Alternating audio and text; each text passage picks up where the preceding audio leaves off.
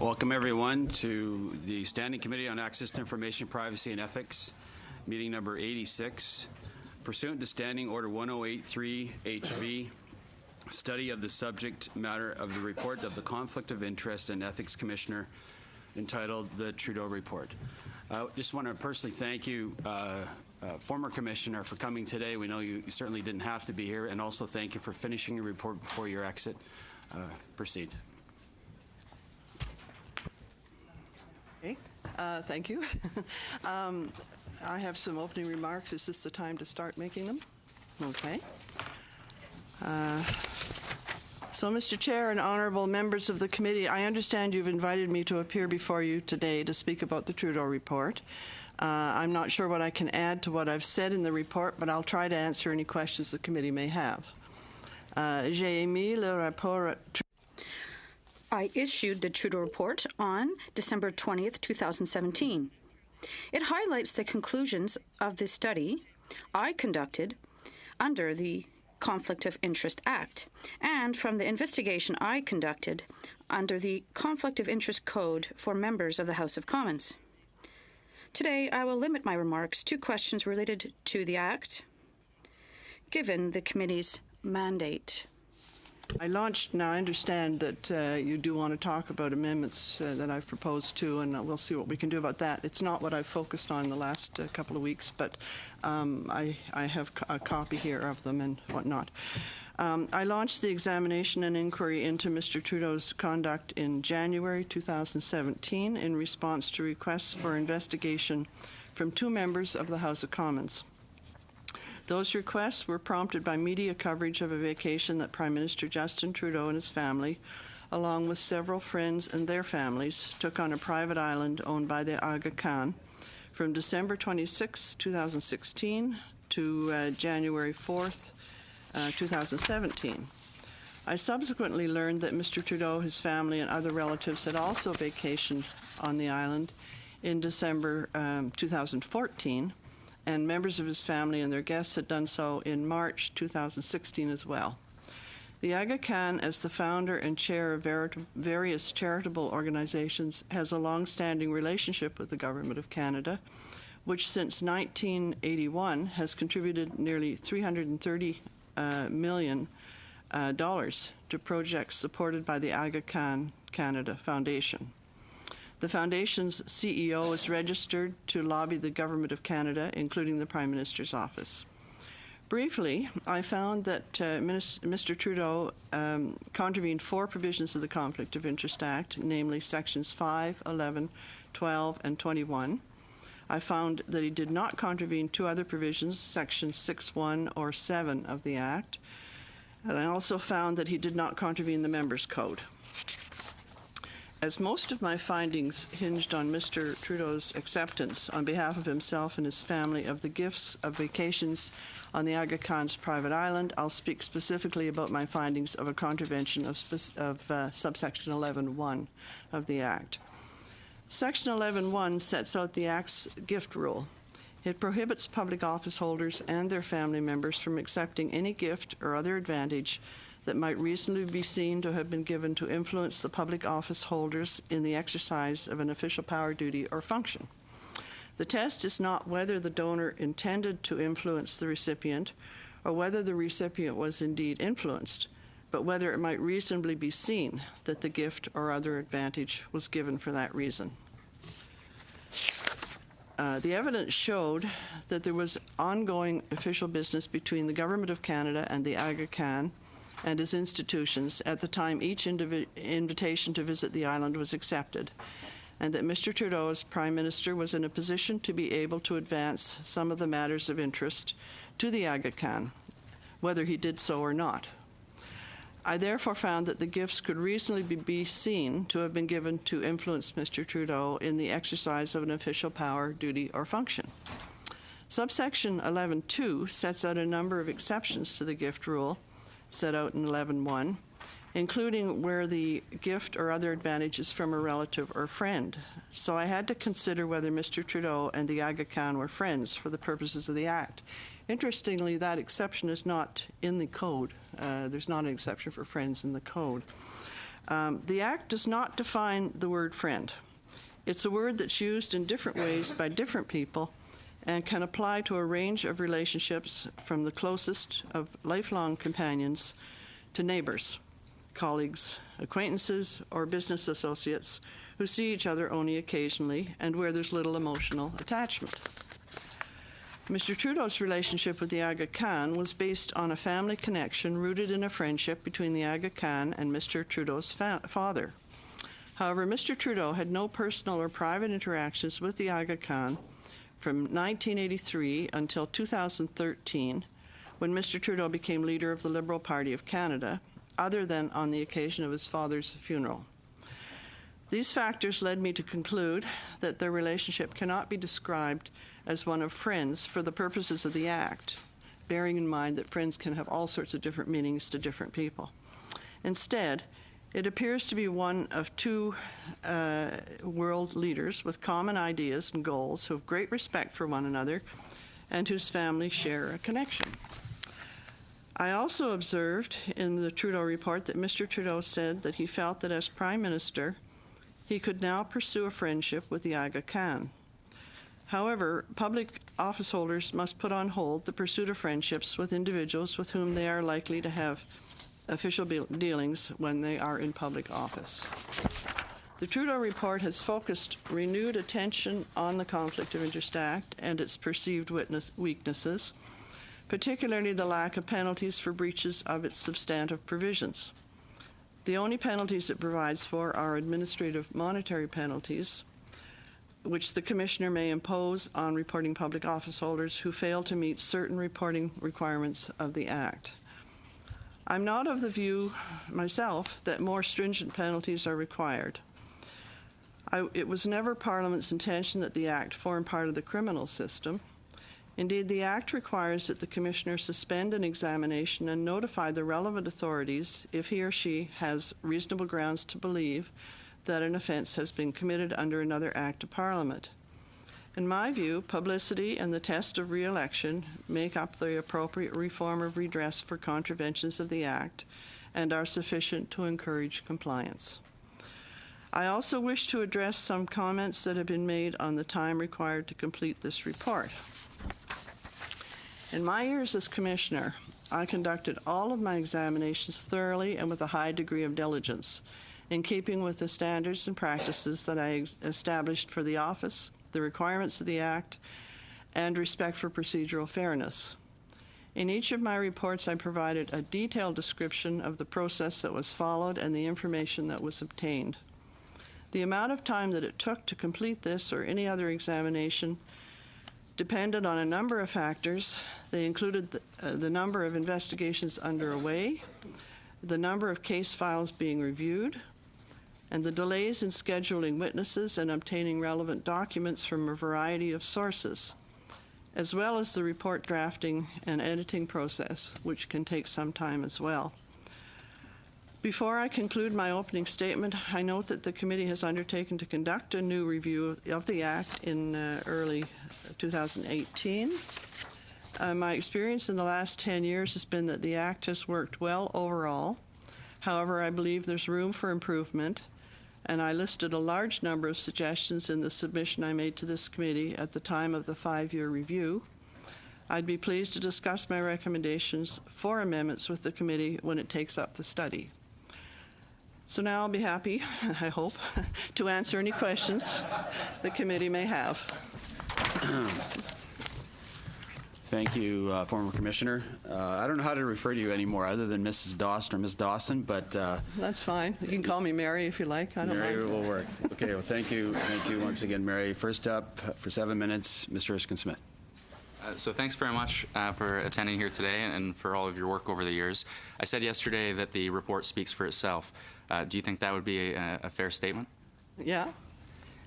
You, in your 2013 recommendations, and of course we are in early 2018, and we'd committed to undertake a study of the Act and in fact invite you to discuss your 2013 recommendations. One of those recommendations was adding administrative monetary penalties for breaches of the Act's substantive provisions. And perhaps you could speak a little bit to that and what punishments, you've spoken a little bit about in your opening statement, but what additional punishments you were asking to see in the Act. Yeah, I probably named a few in my report, and I've forgotten what they were now. But what I really meant was just the odd one that was kind of easy to sort of, not a complicated one that took a lot of investigation to figure out. I mean, I've used other mechanisms like compliance orders occasionally when I want to do something a little more quickly. But those administrative monetary penalties are meant to make sure people get their reports in time, that sort of thing. They're deadlines. To bring it back to the Trudeau report, we have a Prime Minister who immediately apologized upon the release of your report, accepted the findings, and used the language of "I take full responsibility," committed to implementing measures in his office to communicate with the future or now current Ethics Commissioner such that something like this would never happen again. What more should the Act require? I think that's probably all the Act should require. I mean, I don't. There's a political overlay here, and that's not my bailiwick. But as far as I'm concerned, the Act has done what it needs to do. You, in 2013, recommended increasing transparency around gifts and other advantages. Would any of those recommendations be relevant for the purposes of the Trudeau report? Yes, I had a number of different kinds of recommendations on transparency of gifts. For example, reporting public office holders have to report gifts if they're worth over $200. Non-reporting public office holders don't have to do that. That, I think, was one of the examples I gave of one of the reporting requirements that might be put on a non-reporting public office holder. I also had some discussions on the level, the $200 limit, because the $200 limit creates no end of confusion. And a couple of years go by, and if you haven't talked about it, people forget. They think if it's under $200, it's okay. That's not the rule. The rule is no gift is okay, except I've got... Just need to $30 to make it clear for I mean, I've got us. I had guidelines that were 10 or 12 pages long with lots of detailed instructions on how to handle exceptions to the gifts and things. Now, you didn't order any reimbursement in the Trudeau report. Do you think the reimbursement rules, I know you didn't have any, in 2013, any recommendations for improving such rules. Do you think those rules in the Act are sufficient as well? There are no rules on reimbursement in the... Well, on tickets and invitations, I understand that there are. Sorry? On tickets and invitations in the Act, I understand that there are. Oh, that's not a rule in the Act. That's a way to get out from under having received a gift that you shouldn't have received. Understood. Basically. I mean, if you do it within your 30 days, you haven't created an offense. Sure. That makes sense. So we have a Prime Minister who apologized and said that he made a mistake, and I think you've been fair in your opening statement to say there are different definitions of friend, and the Act has, in your view, particular interpretation. And obviously, as we might talk about a neighbor, we would use the word friend differently for maybe what the Act considers. Do you think the Prime Minister, it was an honest mistake? Do you think that the Prime Minister intentionally knew it was wrong and went ahead and did it anyway? You've had conversations with the Prime Minister that we haven't had. What's your view of the Prime Minister's mindset and intention in this? Well, I take the Prime Minister at his word, and I've reported a number of things he said in the report. I'm not going to report anything that I didn't put in the report. As I said, I can't. Anything I do is confidential, except what I feel is necessary to report. But this was almost double the length of any report I've done. I tried to make it as fulsome as I could. I'm sure there are statements in there that answer that question that you've just asked. Do you think it's... There are two Prime Ministers who have vacationed with the Aga Khan. They're both, their last names are both Trudeau. We have the first invitation to our Prime Minister was not when he was Prime Minister, of course, but when he was the leader of a third-place party. And your view in the Act and in the report is that he was invited on the basis of his office. But based on the fact that he was invited when he was in third place, based on the fact that Mr. Mulrooney and Mr. Harper and previous Prime Ministers not named Trudeau did not vacation with the Aga Khan, perhaps it has something to do with the last name Trudeau and not the office of Prime Minister. I didn't say that was the only reason why he was invited. I gave 3 or 4 factors. And when you're making a decision under a piece of legislation, every case is a little bit different. And you look at the various factors that you've got in front of you, and you make a judgment call as to whether something's the case. So I'm not quite sure if that answers your question, but basically there was no one factor that led me to my conclusion here. Okay. The other question I had was just about implications for world leaders interacting. We have the Aga Khan is not your average lobbyist, of course. He's a spiritual leader of 15 million. All under our... Well, he's a chair of a foundation that is a registered lobbyist, as I understand. So it's not your typical situation, though. He is also a spiritual leader of 15 million Ismaili Muslims. And where we have a situation where you have world leaders building bridges, and the goal is to increase friendship in many ways between these world leaders and to improve relations.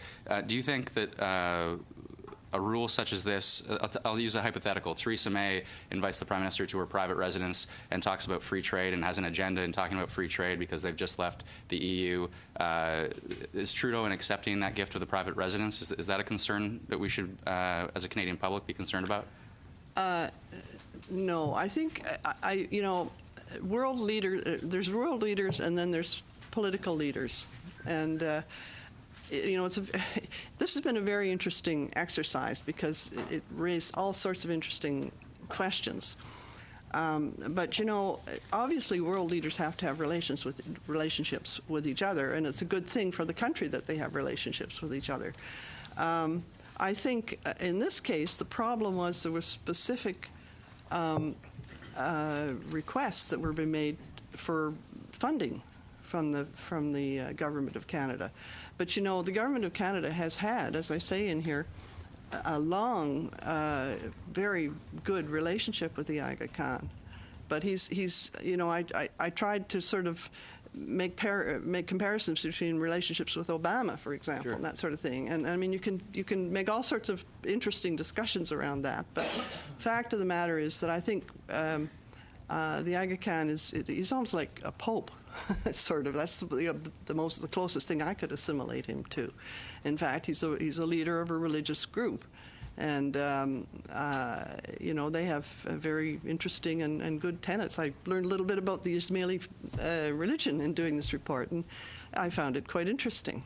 But sorry, I'm wandering off. I'm not sure quite what answer you're looking for. Thanks.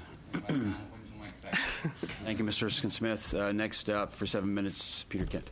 Thank you, Chair, and Happy New Year, and thank you, Commissioner, for attending today. As I said when you entered the room this morning, I think you deserve the lingering honorific, at least this close to your stepping down from office. Now, the Prime Minister has said he fully cooperated with you and your office through the year. But we learned from your report that after you began your investigation and made the initial invitation for the Prime Minister to meet with you and to discuss the allegations or complaint against him, that it took fully 2 months for him to make time to see you. Did you see that as something less than full cooperation? I mean, no, given that he's the Prime Minister and he's got lots of stuff on his plate and he had travels and stuff, I mean, what can I say? It took a bit of time, but other people have taken similar amounts of time.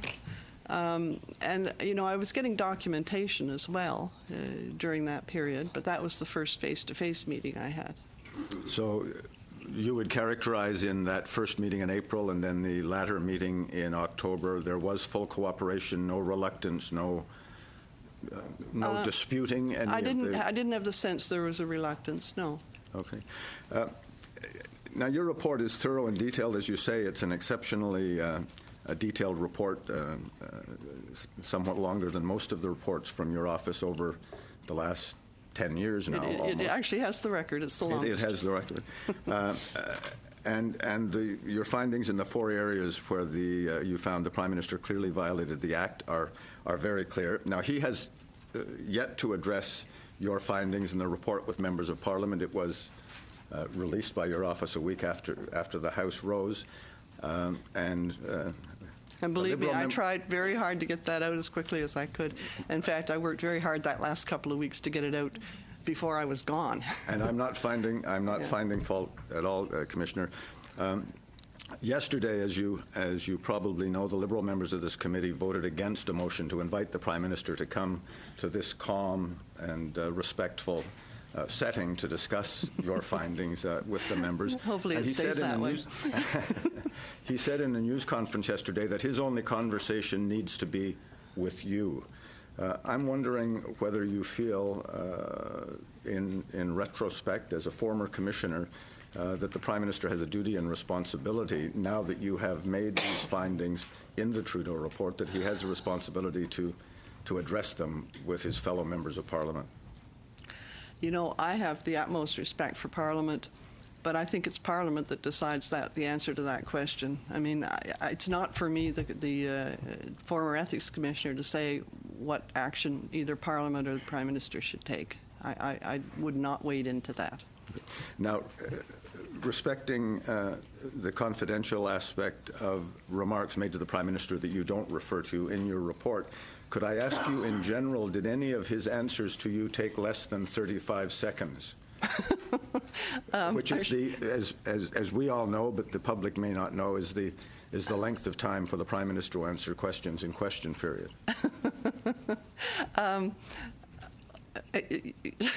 There was a variety of different lengths of answers. But I would guess that very few of them were less than 35 seconds. Oh, there was probably a yes or no hither and yon. Right.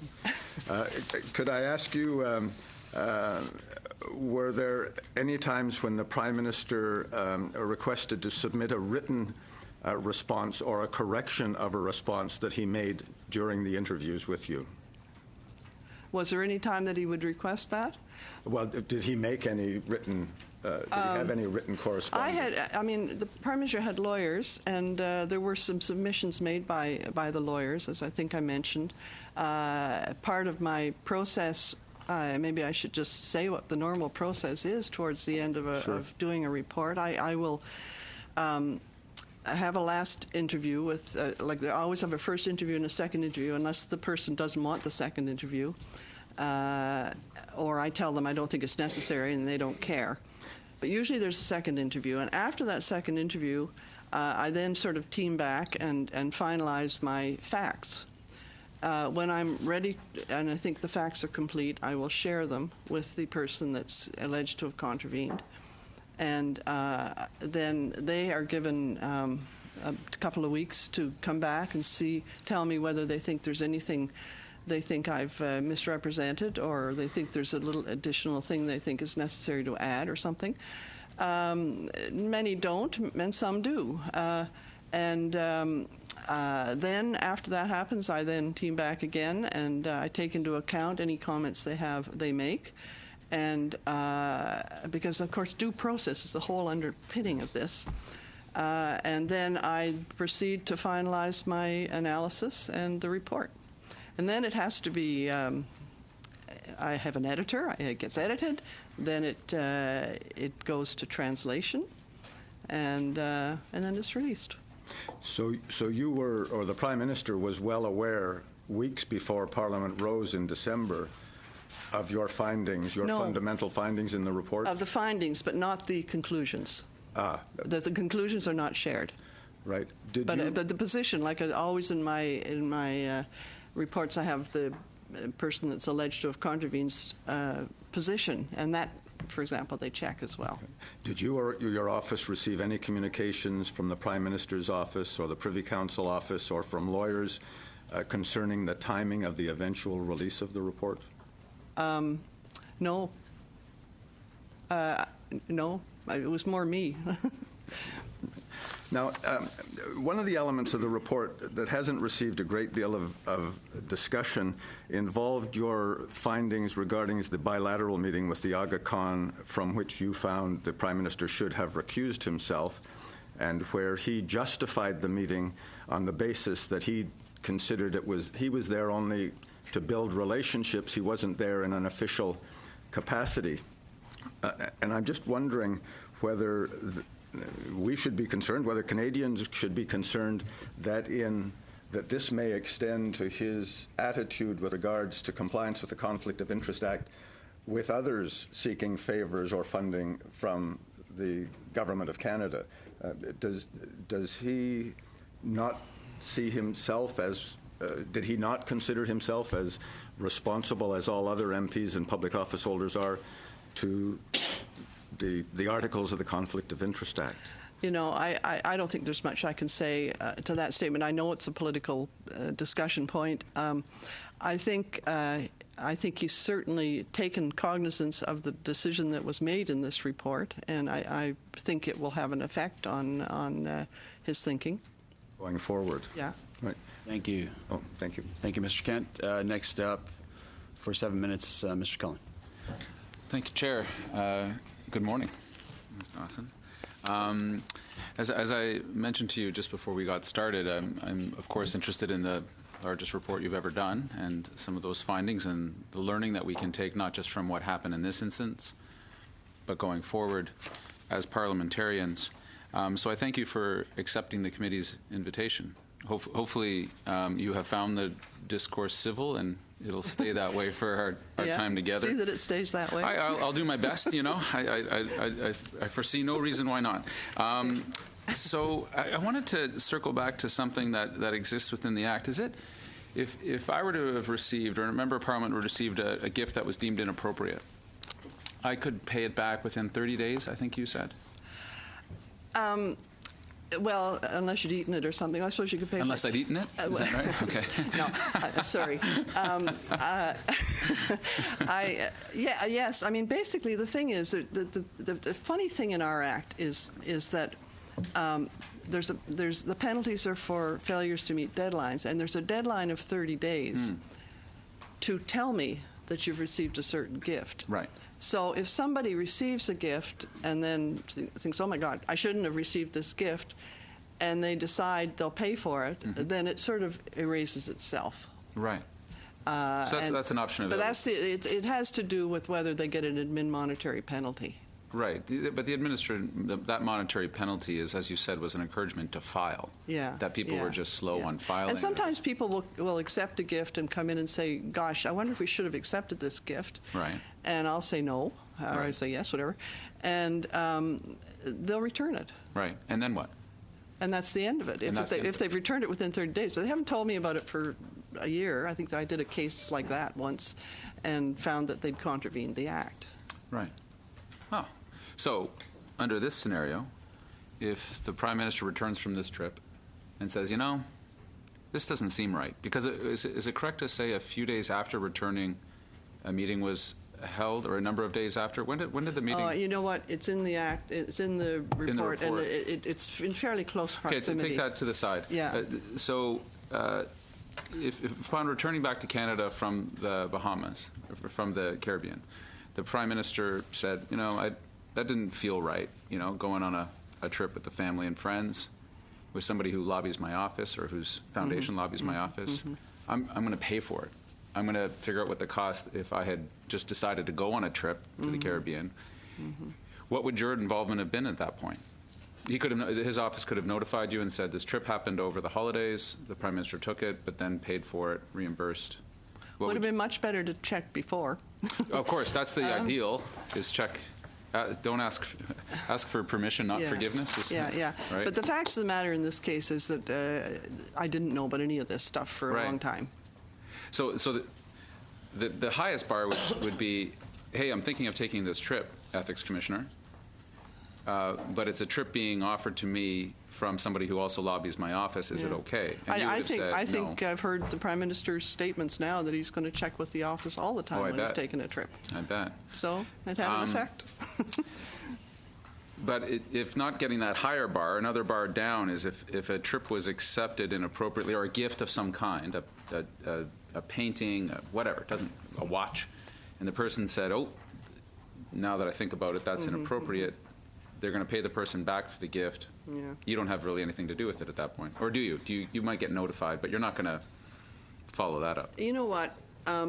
Hypotheticals are very difficult to deal with because every time you've got an issue that you have to deal with, you have to look at it fresh in the general context. Sure. And there's no one case that's going to be an exact, perfect model for a decision on a next case. Yeah.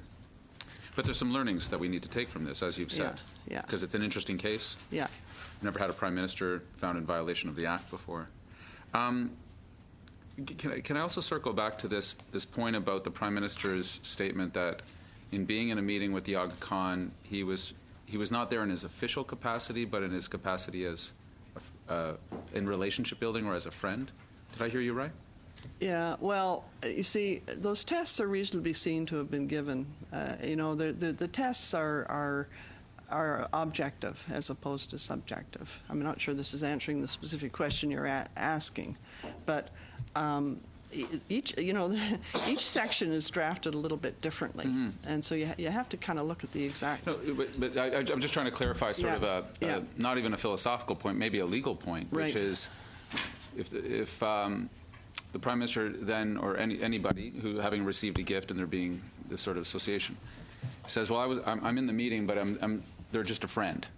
I'm not there in my official capacity as a member of parliament or prime minister or cabinet minister. Right. That was the argument I understood he made, and that you reiterated this morning. Did I hear you wrong? Well, I think there was 2 or 3 different instances where the circumstances were different. Yeah. Sometimes he was there in his official capacity. Sometimes he was there when things were being discussed, and sometimes he was there. I don't know, out of courtesy because they were wanting to meet the leaders. Every case where there was a meeting was different. So you have to figure out which one you're talking about. Is in all of those cases, he's still the prime minister. Actually, he was the leader of the Liberal Party. Well, the previous ones, but the meetings that then followed, there was one when he was a member, but there was no consequence. Right. Well, but even as member of Parliament, as leader of a federal party, as then prime minister. Right. I just don't imagine a scenario in which I say, I'm taking that elected hat off, and I'm just here, I'm just hanging out with a buddy. Like that doesn't, because if you follow that line of logic, you could be popping hats off and on. It depends on at almost a convenient nature. I mean, if you're meeting with an old school buddy that has nothing to do with anything that the government's doing. But if I'm meeting with somebody who does have something to do with what the government is doing, $330 million. So you're talking about a specific case. Sure I am. Yeah. Yeah. So, but if my old school buddy is also somebody who lobbies the government, and then you better be careful. You'd think. Yeah. Yeah. You better be careful. I got the sense from your original testimony that your definition of friendship is actually quite broad. I mean, there's lots of people I would say... You're not restrictive in your nature of thinking of friends. It depends. It's a circumstantial thing as well. Sure. A friend is probably the broadest... I mean, I have several cases on friendship, and I mean, there was one guy exonerated because I really didn't think he was a friend. He was just like to drop a name. I mean, the circumstances, you just have to look at each case and figure out what you're doing. So, thank you, Mr. Cullen. I'll come back. I'm sure there'll be more time. Next up for 7 minutes, Mr. Saini. Good morning, Commissioner. I will refer to you as Commissioner because I still think of you as the Commissioner. Well, I think that should be, anyway, former Commissioner maybe. Well, okay, former Commissioner. But anyway, I want to thank you very much for coming. I know that you noted in the press that this report almost killed you and you needed some rest. That was an overstatement. And I'm glad that you're here in full health. Yeah. And as a pharmacist, if there's anything I can offer in terms of your health, I would be more than happy to do that. Well, she's a former commissioner. I have a couple of specific questions regarding the report and a couple of general questions. As a new MP, I would like to explore the question of friendship a little bit more broadly. Just referring to your report, on page 30 of your report, you lay out the test that must be applied when determining whether a breach of Section 14 of the Members' Code has taken place. If I understand this test is used in order to determine whether or not a gift may be seemed to have influence. Now, you determined that there was no contravention of Section 14. Because there was no business. What kind of process and procedure did you use or ensure, just so we get an understanding of whether... Sorry? What kind of procedure or process did you use to ensure the test was applied fairly and appropriately? I'm not sure what kind of an answer you're looking for. I mean, you mentioned in your report that there was a test that you had that applied. I'd just like you to explore a comment on that test that you used, how it was applied. Well, I don't know quite how I used that. I have to look at the exact wording, but basically, what you have to do is see whether it could be seen to have been given to influence you, if it's a gift. And so you stand back and you say, well, what would a reasonable man on the Clapham omnibus, as they say in legalese, think? So you try and stand back and take an objective reading of something. Okay. Also, in your analysis of Section 7 of the Conflict of Interest Act, you note that no evidence exists that the treatment the Aga Khan or his institutions received from this Prime Minister was more favorable than the treatment received by previous Prime Ministers. Is that correct? That's on the Section 7 investigation, yes. Yeah.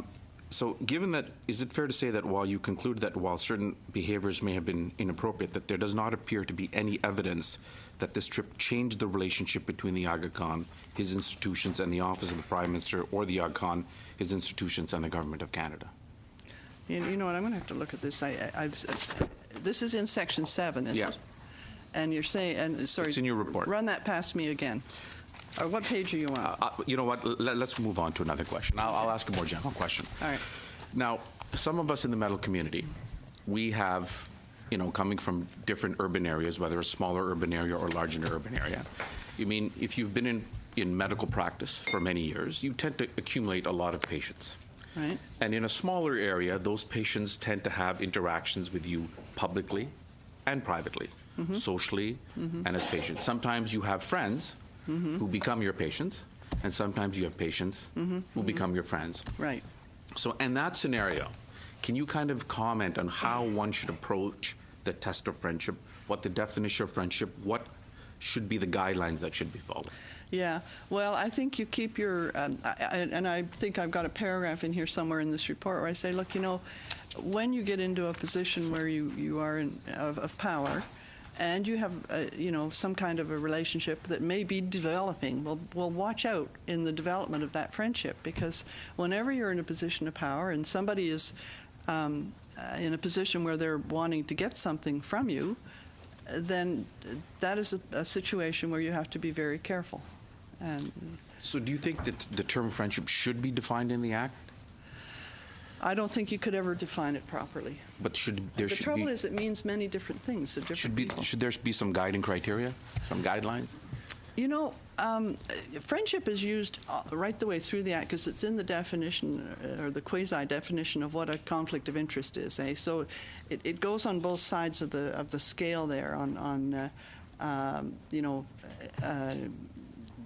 whether you can accept gifts or whether you can do favors when you're in a position. The interesting, I think I mentioned this in the course of my opening remarks, just as an aside, I'm not so sure it's very helpful to have that exception in the Act as I look at this whole situation. It isn't in the code. There's the reasonably seen to have been given to influence. There's a whole history on the code's gift thing, which I find interesting. I know you probably don't want to hear about, but there were a number of changes to that provision in the code, and it was tightened up back in about 2010. But anyway, it's never had an exception for friends specifically. So what you do is you take a look and say, well, could it reasonably be seen? And that's a better test.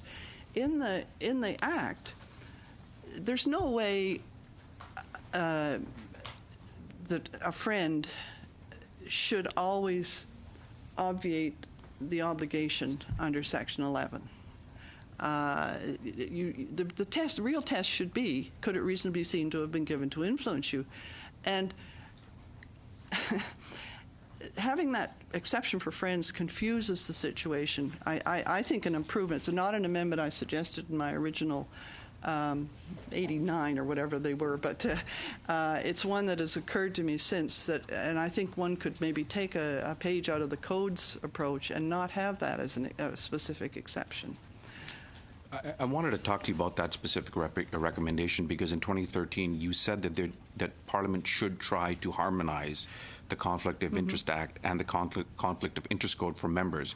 I mean, do you think that would be necessary, and do you think there would be benefits in harmonizing? I think that attempts should be made to harmonize. I don't think it would be possible in all circumstances. Some rules need to be different but I'm just saying there's a lot of confusion created by slightly different usage of terminology in the two. For example, there's different, the code goes and covers relatives and the act covers family. There's different terminology used and it has slightly different definitions. And what I'm really saying with that recommendation is, for heaven's sake, take a look. And I mean, the ministers and the parliamentary secretaries are under both the old act and the code. And sometimes it might be useful if the same rule was there, if there's not a reason for there to be a different rule. That's all I'm saying. Thank you very much. Thank you, Mr. Saini. Up next for the 5-minute round, Mr. Gourde. Merci beaucoup, Monsieur le Président. Thank you very much, Mr. Chair. Thank you, Ms. Dawson, for being with us today. I'm having a hard time hearing. Perhaps I'm better in English, so I perhaps may answer in English. Thank you very much for being here. I'd like to congratulate you for all the work you've done. I was very impatient to receive this report, and when I received it, I understood the extent of the work you did, the scope of the investigation, etc. So I'm not surprised it took you 11 months. But when you asked questions to the Prime Minister, did you ask him directly these questions, or was it addressed to the Prime Minister's office? I addressed them to the Prime Minister himself. I received responses from his lawyers, and I also had meetings with the PM. So you asked the questions to the PM, but his lawyers answered you, not him, the Prime Minister himself? Written? No. There were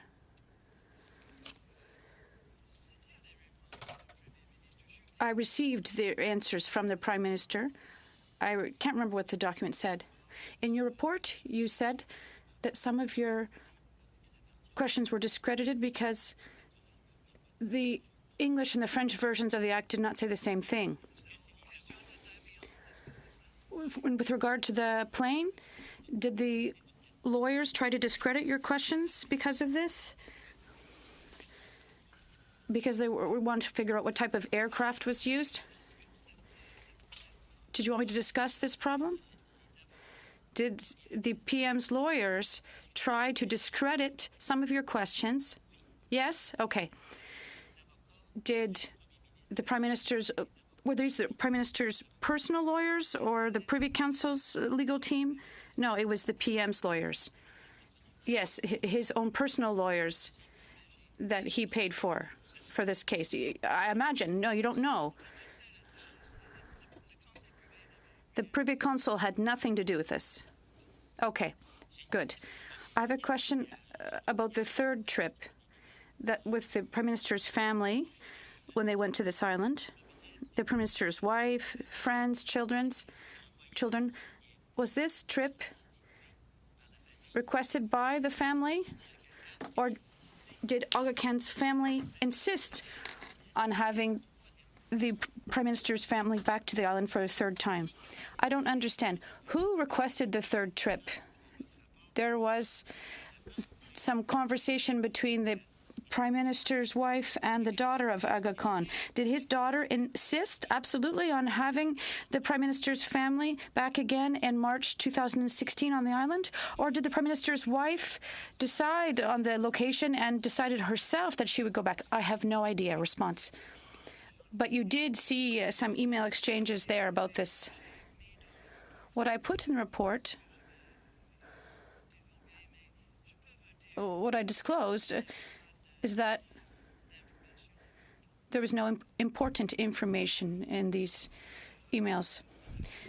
Could this entire saga have been avoided if the Prime Minister would have requested your approval for the trips and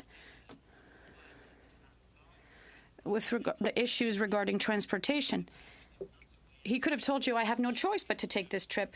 But would you have given your approval in this case? It depends. It would probably have depended on the information I was given. I would have been given, rather.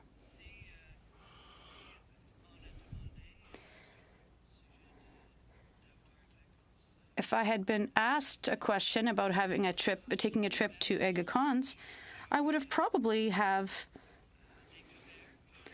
discovered that EGACON did have ties with the Canadian government, and I would probably have asked questions, and there's a good chance that we would have given an opinion on this topic. The Prime Minister's legal team told you that there was exceptional circumstances and that the Prime Minister always has exceptional circumstances when he travels. Is this true? Did his lawyers say this? Did they ask you? Every time the Prime Minister travels, and every time we travel with him, there are always exceptional circumstances, and that other Prime Ministers prior to him, didn't necessarily have exceptional circumstances, but this is always the case for Prime Minister Trudeau. His lawyer just did not say that. It was Mr. Trudeau himself that said this. But he said, as I said in the report, Mr. Trudeau said that all of his trips were exceptional. And in some way, they are exceptional because he has a lot of security, etc. But what I'm saying here is that in these circumstances, we cannot use the argument that all travel is exceptional.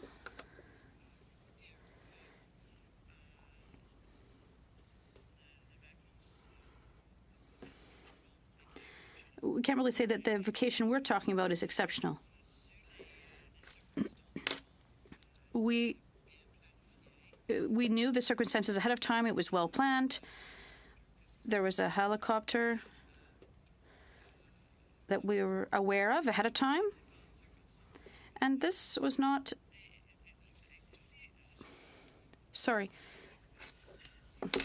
You know, it's interesting because the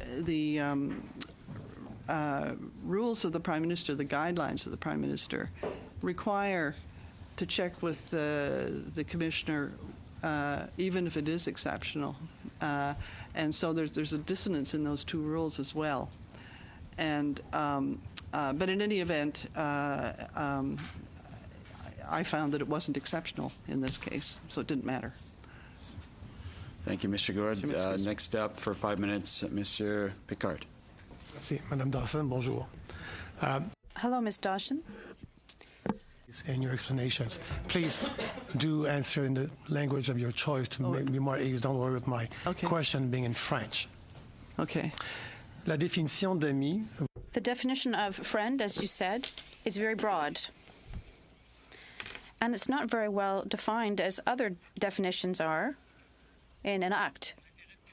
For the public interest and for those who report this information, we have to understand the challenges that you're facing in circumstances where friendship is at stake. Do you have specific criteria?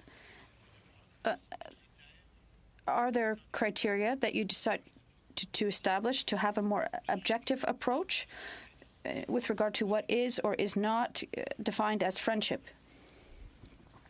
I've said a couple of times, you have to look at the circumstances, all the surrounding circumstances, to decide whether you should be applying an exception because they're a friend.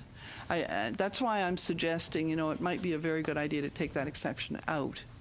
Because if you didn't have that exception in there, in most cases, if it was given to you by a friend, it would not be reasonably seen to have been given to influence you. And I think the addition of that exception creates an unnecessary burden of decision and not only that, it's insulting to the people that, you know, it's not nice if Mr. Trudeau has to be told or has to say, the Aga Khan's not a friend of mine, and he liked him. And, you know, it just is the wrong, I think it's not helpful. Est-ce que dans votre considération d'une relation... In your findings with regard to this friendship, you considered, did you consider the perception of the other side? Let me explain. In some cases, it would be impolite or even insulting to refuse an offer from someone else in terms of logistics, for the hospitality. So since it's a two-way relationship and there's two parties involved, did you also look at the cultural or ethic aspects with regard to this international relationship? Cases where the cultural questions come in. There was, for example, cases of people, I think, in the citizenship area or the refugee area or something, and they may have been so thankful to have been heard by somebody in Canada that they'll bring a gift. Well, those are delicate situations that you have to deal with. But the way you have to deal with it is to say, look, in Canada, this creates a problem. And so we know, thank you, but, perhaps you could share it with everybody here or something, but I can't accept this gift, Now, that's a specific example of that kind of a cultural problem, but I think you have to abide by the expectations in this country to some extent, but you have to be very nice about it. Donc, à la fin de la journée, dans un cas précis, at the end of the day, in a specific case, whether a gift is eligible, it depends on the degree of friendship that is not defined, to the best of my knowledge, between a good friend and someone. So what criteria defines what is a friend? I had a friend up to the age of 14. We haven't seen each other for 40 years. We're still friends. We haven't seen each other for many years. There are cultural aspects, specific circumstances of this trip as well. There is a possibility that within the context of this trip with friends, there could be discussions that are professional in nature, but at the end of the day, there's only one person who decides as to whether this is eligible or not. It's you. So is that not subjective? I don't know if there's any other way of doing things. As I keep saying, is different. You have to kind of judge it in the context. I have in the, I think the Watson report, I had a description of what a friend is. That was 8 years ago now. I might have changed that a little bit now. But, we're moving towards, and each time I've done a decision on friend, which I've done 2 or 3 of now, I try and give my reasons there. It's sort of an inductive system, maybe not familiar to the civil law mentality, more to the common law mentality, but I think we have to build up our precedents and understand it. But as I say, if we got rid of that exception, it might help. Merci. Thank you, Mr. Picard. Next up, Mr. Kent, for 5 minutes. Thank you, Chair. And Ms. Dawson, you observed in your report that in 2015 the Prime Minister issued a guidance document for ministers and ministerial exempt staff entitled Open and Accountable Government, and you found that he not only violated his own guidance letter, but as well the conflict of interest. I made that comment. I'm not the judge of the guidelines. No, that's PCO. well, no, absolutely. But as you say, in this case, the Prime Minister did not follow his own. No, rule. if you look at that guideline, it says exceptional circumstances and consulted the commissioner, whereas the Act says or. Were you surprised by the Prime Minister's that the Prime Minister didn't see the conflict in his decision to take this vacation, or that his advisors in the Prime Minister's office did not see the several areas of potential conflict and vulnerability? Well, I think it's unfortunate. I don't know if I'm going to say surprised. I think some of these rules are not easy, and it's a question of getting your mindset into them. What can I say? I wouldn't say I was surprised. Now, you've reminded us today that the penalties at the Commissioner's disposal are symbolic and rather small. They're meant to, I think, as you said... They're meant so you can get your reports in time, basically. Right. But you say that publicity and the prospect of re-election should be the consideration that anyone considering violation or knowingly or unknowingly. Well, I'd like them just to do it because it was the right thing to do. But those are the two things that I could see falling out. And you have said that you don't believe that there should be stiffer penalties for violation of the Act. But this is an unusual violation in the sense that this improper vacation, the 4 violations that you found associated with the decisions and the actual vacation itself, generated almost $250,000 in costs to the Canadian taxpayer in security, in staff, in technology, friends and camp followers, if you will, taking part in this unauthorized vacation. Do you not see that there is some sort of moral, if not ethical, obligation beyond the mere payment of the equivalent of commercial airfares? Well, repay? most of that, say that the Prime Minister had gone somewhere else on his own initiative, and it wasn't with a problematic person, and not that the Anglican's problematic. It wasn't in a problematic situation. A lot of those costs would have been incurred anyway. Well, understood, but the security costs are huge, I think, right. And actually, that's not my bailiwick at all. That was not my bailiwick. That is PCO or whoever helps, whoever pays that money. But I mean, there's a whole establishment there that looks after the Prime Minister's security. Sure. And that expense is incurred whatever he does. Sure, and I would just say that many suggest that on personal vacations, particularly problematic personal vacations, there should perhaps be a better exercise of judgment in the amount of cost. But by the same token, you shouldn't be a prisoner. Just because you're a senior politician, you should be able to have a holiday occasionally. Absolutely, no argument to that. And I'm sure Canadians enjoyed his observing his holiday from a distance in British Columbia this past couple of weeks. One other question. What are the requirements for a former member who benefits from a gift such as the Aga Khan vacation, who becomes a public office holder? Should that person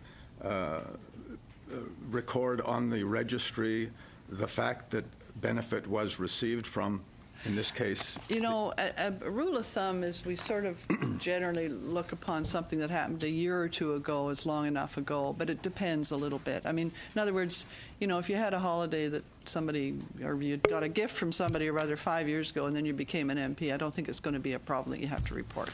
But if a member a year ago on that vacation is now a public office holder, a minister, should he, in the Once he becomes instance of transparency, should he make that record and say he will recuse himself from any involvement, perhaps with the Aga Khan's organization? I think you're hitting a limit of 1 year, which is kind of where you have to think about it a little bit. That's kind of where we would look at it, I think. But something that you did not as a public office holder, you don't have to report. Right. But you maybe should be cognizant of it if 3 months before you became somebody or other, and then you had a meeting or you had something where you were making a decision, then you should recuse. But it depends on the time and the whatever. Thank you. Thank you, Mr. Kent. Next up, Ms. Fortier. 5 minutes. Merci beaucoup.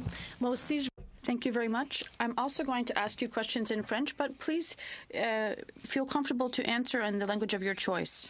First, I'd like to thank you, most importantly, for your office's cooperation. As a new member since last year, I know we ask a lot, and as a new MP, we always have to be careful. So your office was able to really answer my questions well. Thank you so much. Your report is also very exhaustive. So when I look at it, I'm able to ask you questions like my colleagues. I won't necessarily focus on this, but I would like to try to understand and learn in an evaluation context, since your investigation did last 11 months, I'm wondering if there were any stages or additional questions at the end of this exercise that we should look at in an upcoming investigation. Are there any other steps you'd like to add in an investigation process? Le processus que nous avons. I think that the process we have is very good. I can't think of any suggestions right now. And now, in terms of the Act, if it is reviewed, and given the exercise that you have just done over the past 11 months, do you have any new recommendations? We talked about definitions in terms of friendship, or additional definitions that should be revised with regard to definitions or exercise. Do you have any other suggestions? Not now. I did not give this any thought. Could you, after an exercise such as this one, make any suggestions or things that should be discussed? No, I don't think that this was an examination that was any different than any others. I followed the same processes. It wasn't anything special, except in terms of the person they concerned. Thank you. As I'm a new MP, in your report you mentioned that public office holders should cease developing friendships to people that will have to do activities with. Do you mean over several years? But if I were to become a public office holder and I had the privilege to remain so for a number of years, how would you recommend that I manage my new friendships within the exercise of my power? Do you have any suggestions for parliamentarians? There's a difference between new parliamentarians and those who are public office holders. But for both of these, the office, or my office, before, has always encouraged everyone to ask questions. Every member and public office holder has an advisor, and you can call them anytime to ask a question. Sometimes questions go to the commissioner, and I was always there to meet with people if this was requested. So I would simply say, ask questions if you have any problems or concerns. Also, you can read the guide. There are a lot of guidelines. But ask questions. It's easy. Ask your advisor. Yes, because if I understand correctly, there are many measures right now. And with the new revision of the Act, there could be suggestions for new measures or modifications of some measures. Is there anything you could suggest with regard to this? Not with regard to this exercise. If I had a problem, I would try to resolve it. But I can't think of any problem. Okay. Thank you, Ms. Fortier. Last question in this round, 3 minutes to Mr. Cullen. Just for everybody's information, we're going to suspend briefly just for a bathroom break and grab a coffee, and then we'll come back. So after Mr. Cullen's question, we'll have that break. Mr. Cullen. Almost through the first half. Let's pop to this friend's exception and see it as a. So if an occasion where someone were to give a gift that contravened the Act and they weren't a friend, problem. But there's this loophole that if they were a close friend, it's okay, even if that friend has dealings with the government. Well, under the Act, as it is right now. Well, that's where there's some confusion. I mean, the fact of the matter is that, I think if there was an obvious case where they shouldn't be giving a gift, then, and there's some cases we've had where it depends on sometimes if the gift is sent to an office as opposed to being given under the Christmas tree, Right. You have to look at the circumstances in which the gift is given as well. But I'm trying to look at this through the eyes of just, as you said, the average Canadian seeing this and says, wait a second. If somebody who's lobbying the government, lobbying a minister, lobbying the prime minister, is a friend, there might be some sort of exclusion for that activity if they give them a nice gift, if they buy them a nice watch or whatever. And you say if it's egregious, but the reason it's concern is that the Prime Minister, in your report, attempted to use this exception to say this was all okay. Yeah. That somebody he hadn't had any contact with for 30 years, since the age of 13, until the time he became leader of a federal party, saw him at a funeral, his dad's funeral. Well, I actually found it didn't fit within the definition of friend. But even the attempt to use that definition to make the trip exceptional. Yeah. But you see, the other side of the coin in this act is when you're exercising your powers, you're going to a meeting, you're making a decision. That's when a friend is exactly on the other side of the coin. That's They're excluded. Which would have been a problem for Trudeau in a different way. So it's if you'd accepted the friend thing, but then he went to 2 meetings in which the Aga Khan's interests were involved. Yeah, one way or another, there was going to be a problem. One way or another, there was going to be a problem. Yeah. This whole thing, the trip and then the follow-up meetings about the Aga Khan Foundation, if you had accepted the friend argument... That's right. I would have had a problem on the other side. Right. So there was only versions of losing in this. Right. Okay. Can I just circle back for a moment to because in your report you said initially it was the Trudeau family that contacted, as was said, the Aga Khan's daughter, I believe, for the March 2016 trip. Is that? Yeah. That's what you said in your report, anyways. Yeah. But we don't know who asked for the second trip, the trip that has been the attention of the Trudeau report. No. Did you ask anybody? I tell you, I got an awful lot of that information from my documentary evidence and on the other one, the first one. And so it wasn't necessary for me to find that out. But isn't that an interesting question to ask? It's interesting as all get out, but it's not important for the purposes of the decision. Well, why not?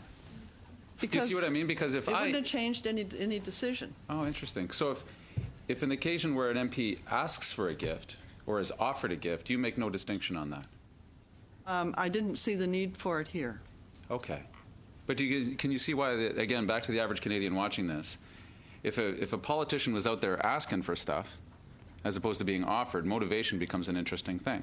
Yeah, but it didn't matter here. Yeah, okay. Okay, I mean, there was no need to get into details that I didn't need. Thank you, Mr. Cullen. It seems brief, it seems short because it was only 3 minutes, but we'll be coming back. So we're just going to suspend again for 5 minutes. We'll see you back in 5 minutes.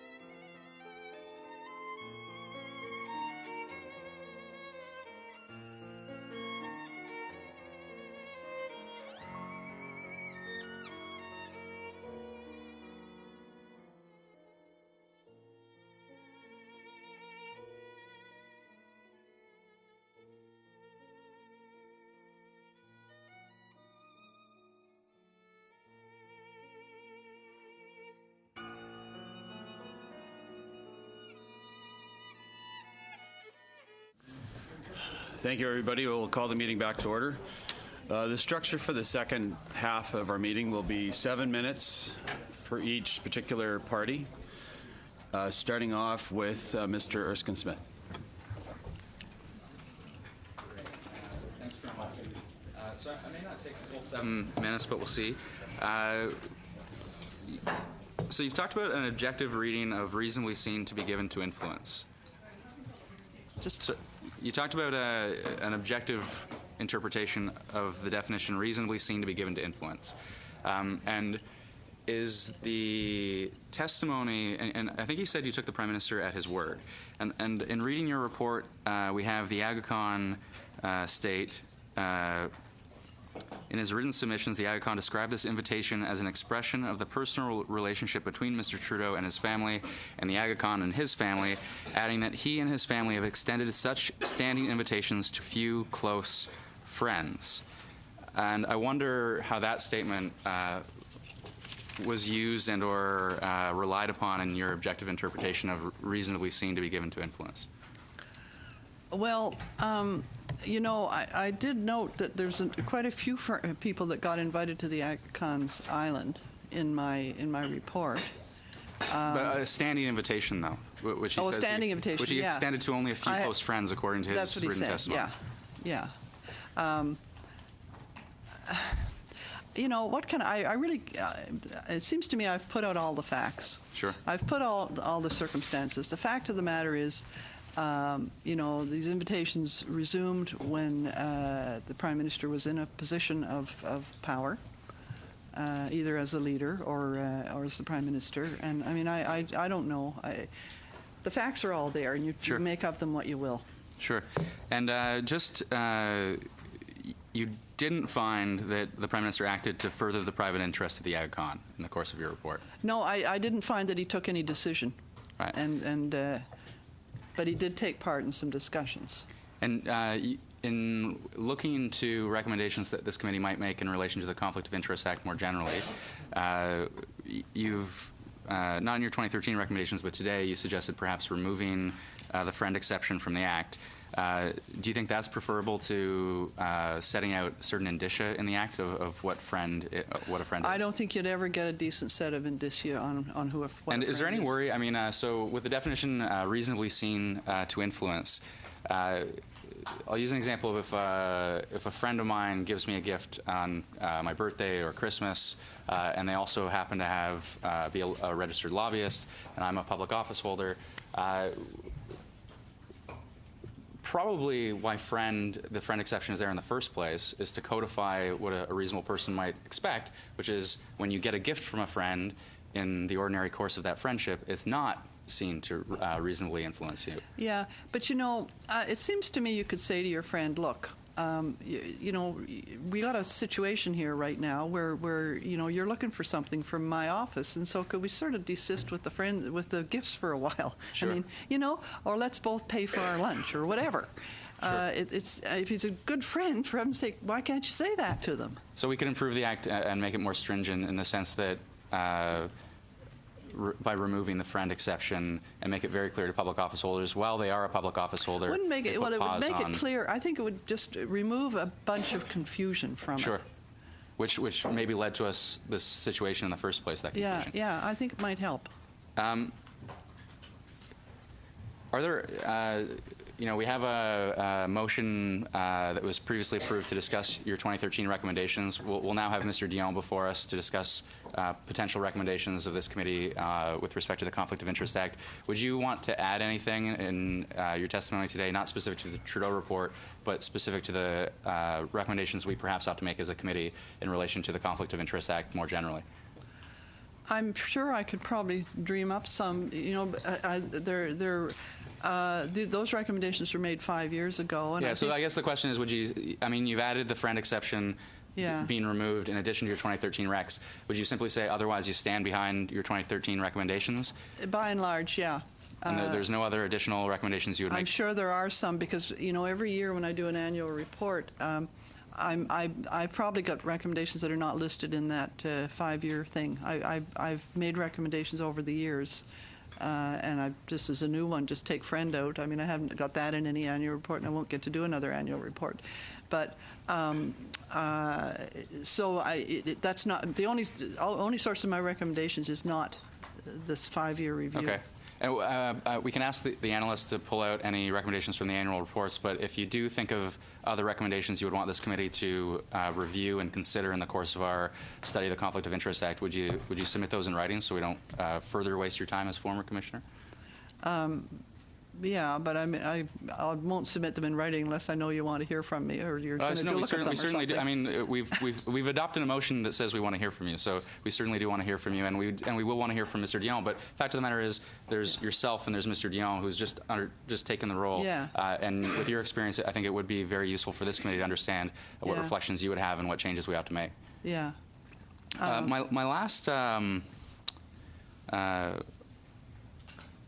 My last question is just in relation to, we'd started to explore this idea of world leaders, and you'd indicated that the Pope was the closest thing to the Aga Khan as in terms of an analogy.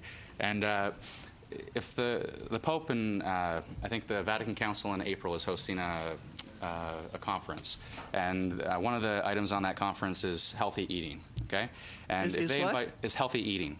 And promoting healthy eating around the world. Okay. And so if they invite world leaders and they say, we'll pay for you to stay at our for the purpose of the conference, and we're pushing you to spend money on healthy eating strategies globally and in your domestic countries, is there a concern about accepting the gift of staying at the residence or the hotel or whatever? You know, there's a difference. If a gift is broadly offered, then it's usually not a problem. Okay. You know, I've got lots of examples of that I've looked at over the years, where you know you invite all the MPs to something or other, it's fine. But if you target some of them, you know, another thing I want to say is people are always talking about lobbyists.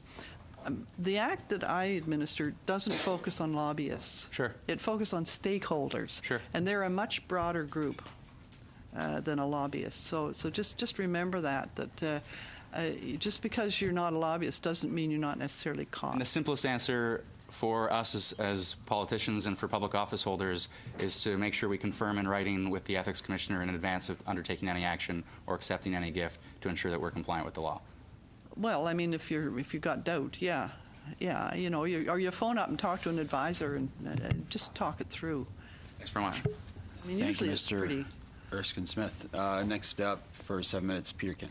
Thank you, Chair. And your last answer provides a nice segue into my next question, which is, in the addendum to your report and your list of witnesses, you included a written submission from the Aga Khan, and 4 other representatives of Aga Khan organizations or the Ismaili Council for Canada.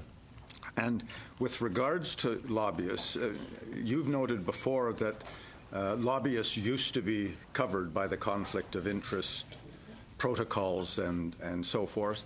And you have noted, as you did today, that public office holders are defined in quite a different way than under the Ethics Commission, the Conflict of Interest Act, and under lobbying. Oh yeah, those things should sure be. Well, I don't know. It's very confusing because Right. the terms. Yeah.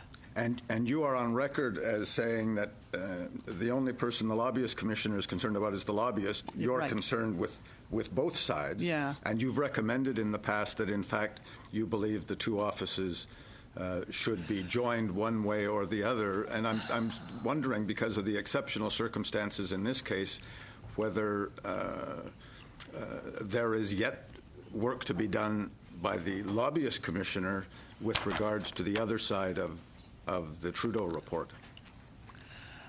Yeah, I mean, I can't speak for the lobbying commissioner, but you know, I think it used to, as you say, it used to be the Lobbying Act, lobbying rules used to be under the conflict of interest regime, and there's certainly a good rationale for putting them together. The thing that's different, the thing that's kind of unusual about the Lobbying Act is the power for the lobbying commissioner to establish some rules. That's not usual with somebody that is administering an act. I mean, I don't establish any of the rules that I'm administering. I just interpret them and apply them. So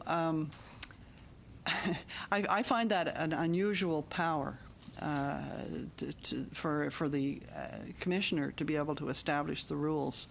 But so, my feeling on whether the two should go together is it depends on the extent of the because there's nothing that necessitates them being connected, consistent with each other. And there's terminology used under the lobbying regime, which is the same as what's used under my former regime, that mean different things. It's very confusing. I think reporting, I don't know, there's a number of terms there. I'd have to dig them out. So care needs to be given, I think, to make sure that, and it's the same with the difference that I mentioned between the code and the act. Yes. And in the code, by the way, it must have been with the recommendations on the code, but I did a whole bunch of, it's not organized very well. I did a bunch of drafts because I'm a former drafter of all things. And so I actually did a number of drafts as to how the code could be better presented. And, there's lots of technical improvements that could be made in these things, but none of them are earth-shaking, So just to come back, do you believe there's any loose ends as the result of the Trudeau report that are beyond your purview that would be better considered by the lobbying commissioner? No, I mean, I not per se. I think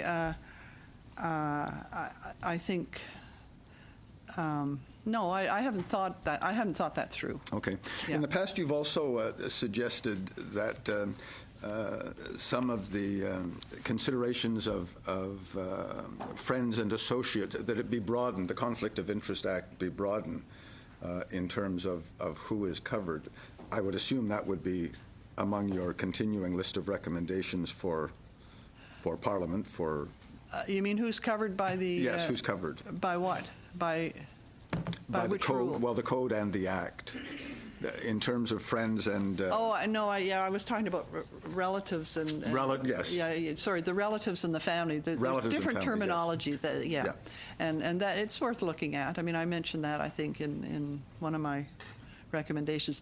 Under the code as well, I mean, I was very pleased that at the end of the last government, a number of amendments were made under the code. For example, they went from the 500 limit for reporting gifts to the 200, and there was a number of good changes that were made. But there was still a whole bunch of ones under the code that had been recommended that weren't looked at, particularly the technical ones. Right. Now, your 2013 recommendations that were presented to government, it was quite a long list. I believe there were. Oh, I think it's 87 or something. Yes, yeah. Masses. And if you were to boil that down today or revisit that today in terms of recommendations, would they be the same list?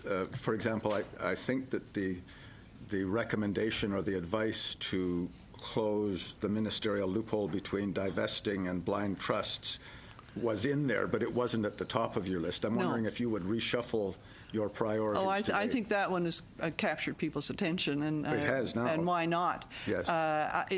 Just to explain why I didn't go beyond what the well. First of all, I had recommended the amendment be made in 2013. So then, how can I start interpreting it a different way? Yes. A. B. In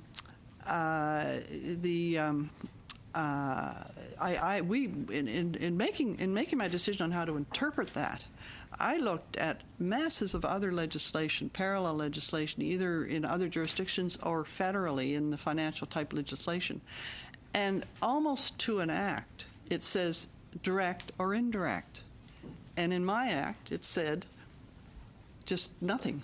And so you have to interpret that by looking at all the other uses in the legislation. And so that was the rationale behind that interpretation. But I've always felt, but there's masses of things I could say about that area. Yes. Because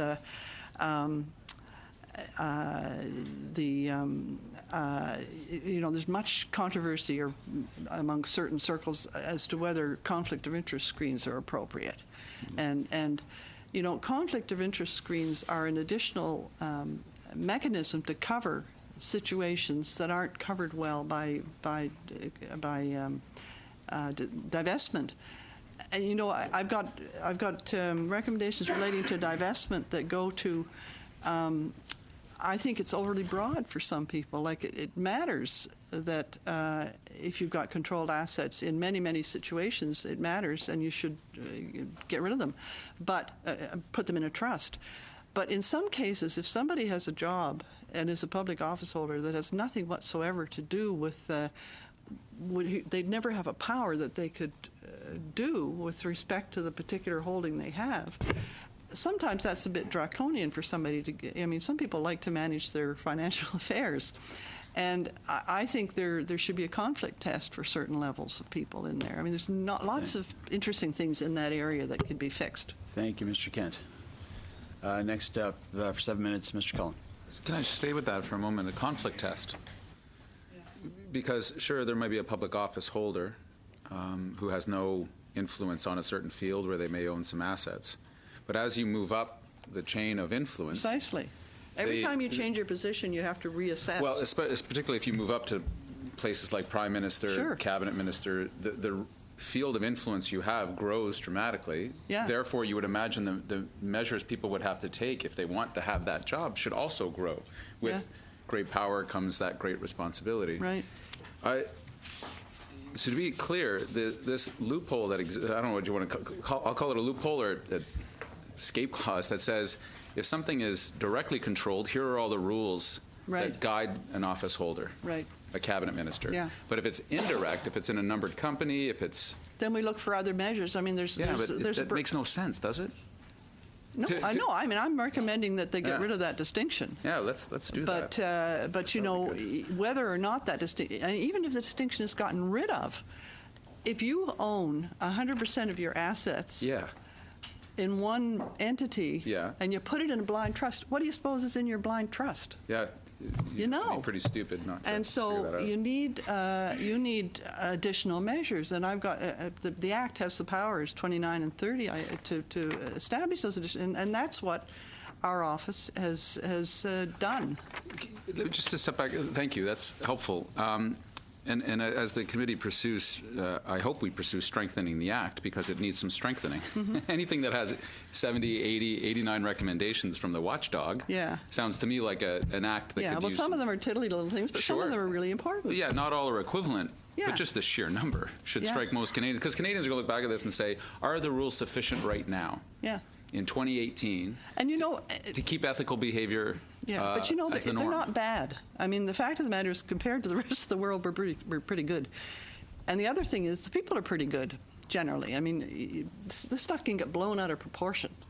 Generally, people want to do the right thing. Sure, but the reason we have rules is for when people do the wrong thing.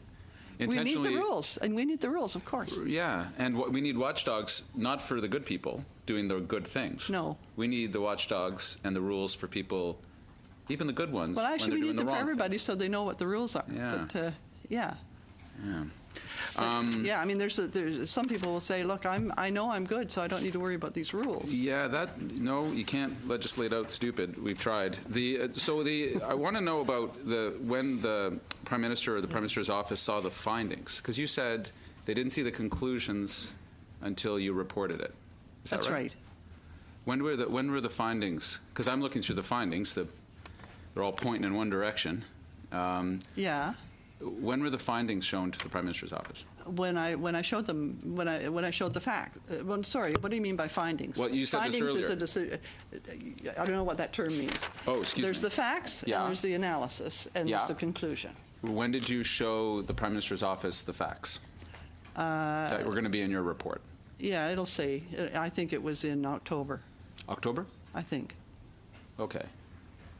Yeah, findings of fact. Sorry, I said findings. Findings of fact is the full. Yeah. So the findings of fact, those pages from, in your report, part 2, 49 through 58. Yeah, I list off the 4 sections in the front there in my description. Where the whole friend argument breaks down, for example, because as you said earlier, if the Aga Khan was by definition a friend, here's the problems. You've broken the act this way. If the Aga Khan is not determined to be a friend, you've broken the act this way. Yeah. So that was in October. Sometime in October. Yeah, everything I've got in my facts is what Prime Minister saw. In October. And his lawyers saw in October. The curious thing for me is that because we didn't have your report, we didn't have your facts, we just had this concern around this Aga Khan trip. When repeated questions were put to the Prime Minister, this argument about friend was still used. But anybody looking at those facts would know that whether you determined him to be a friend or not, he had still broken the act. It seems it's not necessarily common. There wasn't much on the other side that got broken. I mean, there was 4 provisions, but actually one of them was Section 11. Yeah. 14 was okay. Yeah. There was the recusal one, 60 to 21. Yeah. And then there was 6-1. No, Yeah. 5. 5 is the one that was contravened. And that's sort of a general one that sort of flops along with the recusal. It's kind of neither here nor there. It's sort of a general provision, like do the stuff right. I found that Mr. Trudeau failed to meet the general duty set out in the vacation on the island. Section 11, Mr. Trudeau contravened Section 12 when his family accepted the trip by the Aga Khan. Yeah. Section 21, Mr. Trudeau contravened Section 21 when he failed to recuse himself from 2 discussions. And then I deliberately put Section 12 in a separate part because all the facts that led up to it were different. I'll tell you one real challenge in this. That seems like a big deal. What? That seems like a big deal. What? These contraventions of the Ethics Act for a sitting Prime Minister. You seem... Well, they're contraventions, yeah. A sitting Prime Minister didn't recuse himself from meetings he ought to. He took a trip he should never have taken. Even if he'd gone to you beforehand and said, should I take this trip, you would have said no.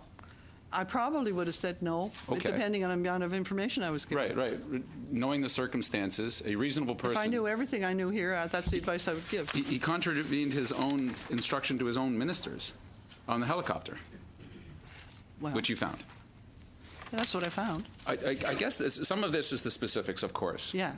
But where I'm drawn to is the ethical choices and the lack of prudence from the Prime Minister and the Prime Minister's office for a trip to expose himself, I guess, is the concern, to ethical violations, and as you found, exposed himself to being influenced and using the extraordinary power of a Prime Minister to exert that influence. I guess as I pull away from this and we look to the future as to how to improve all this, we can do what we can, but if the code is ask for forgiveness, not permission, it's a challenging thing for any watchdog to keep people on the ethical line. The encouraging thing about it is that that this particular circumstance is exposed and it explains the rules, and now they're noticed. Every time a report is done, it enhances the understanding of the rule. Well, it's, as my grandma used to say, never waste a good crisis. Yeah, if something shows up that causes you pain, and that's pay attention. probably the best benefit of one of these reports, is that it enhances the understanding of the rules. In your time up until last year, is it right to say you did about 253 investigations? Would that sound like a number? Oh, I don't know. I think it was, I mean, there's many files that we open that we don't proceed to an investigation for, too. And is that made public? In my report, I give the numbers and I give a general explanation of what sort of thing it was. I don't release the names because I didn't feel that it was worthy of an investigation. But what I do is sometimes I take some time to look in, or did. Sorry, I'm talking in the present. It's okay. But look into the circumstances behind it. Even if it comes from a private citizen or from the media, if I see it in the media, if somebody tells me about something, we would follow up and see whether we thought there was anything to it. Thank you, Mr. Cullen. Yeah, you're close. That's actually a minute over, so my goodness. lots of time. Violation. Violation. Yeah. Contravention. 5 minutes. Next up to Mr. Gort. Merci, Monsieur. Thank you, Mr. Chair. Ms. Dawson, as you explained earlier,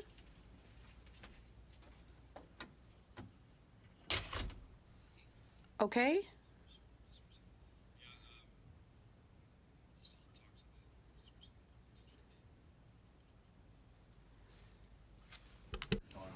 Mana maybe, but not Michelle.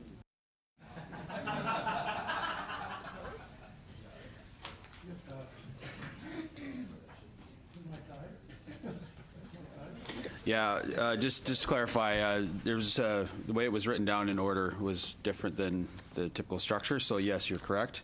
We'll go up next to Monsieur Picard. Désolé, on va encore avoir... Sorry, I have 7 minutes.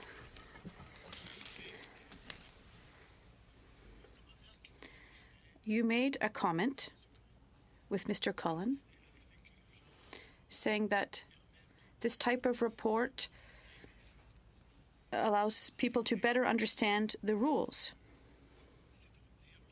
So this means that it's quite natural and normal there are rules that are subject to interpretation. There can be confusion, and in these type of situations, we can shed light on some aspects of these rules. So in this type of situation, in terms of ethics, there is some leeway in terms of interpretation. Did I understand your comment correctly? Yes. So it's unavoidable that with applying the rules that are in place, your office, like other parties that are involved in this event, they have to do their own interpretation, and to the best of their knowledge, they have to apply the rules in the best way that they deem adequate and in good faith, respecting the text of the Act. That is also how you understand the action of each party. They act in good faith and try to do everything impossible to respect the Act.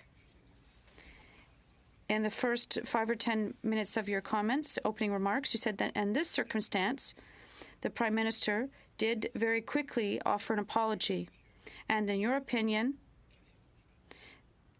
given this, it was the right thing to do, and the only thing that was to do.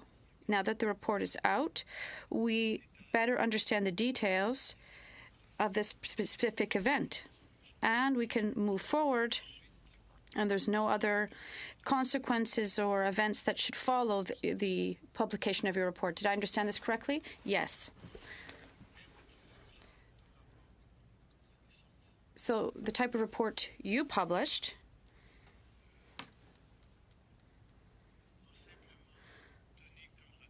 will it serve as a reminder? Yes, everyone has to, out of caution, for the sake of caution,